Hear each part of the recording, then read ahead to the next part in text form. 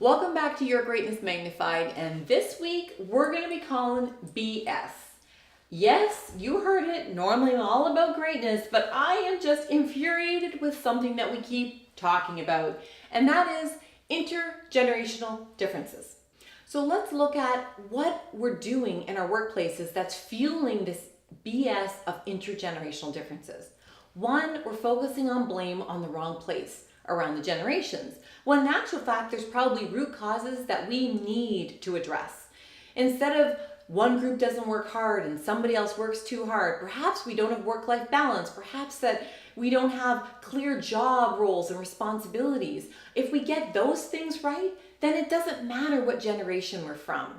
Number two, we're ignoring similarities. And that means when we come together to get work done on a day-to-day basis, new projects, innovations, we're not pulling together people based on strengths. We're pulling together people, or we're not pulling together people based on this strange schema of generations.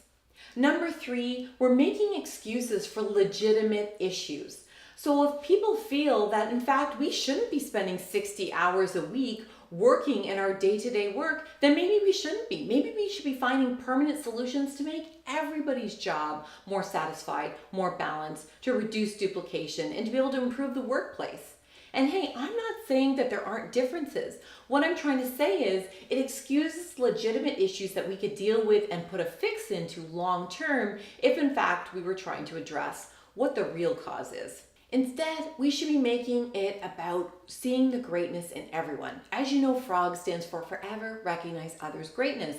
And I don't have in brackets, except if they're of a different generation, make fun of them, right? There's no caveat here. Everybody has greatness. So when we look for it and we see it and we acknowledge it, as opposed to look for our differences, we're so much better able to contribute value and know that we are valued.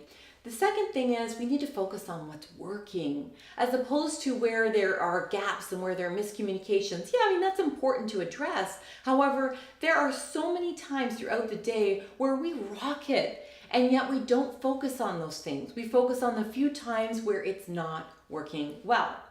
The other thing is look for exceptions to the generalities. So I hear so often that millennials don't work hard and that they are all about themselves. Well, I know lots of millennials who are uber committed. So instead, let's focus on greatness for all. Let's focus on where we're similar and where we're really good and where we're performing well. Let's focus on what's working as opposed to what's not. Let's focus on exceptions to those generalities. Anything that people say and they label people, millennials, veterans, it doesn't matter what group. Look for the exceptions to the rule to demonstrate that in fact, not everybody is that easily categorized.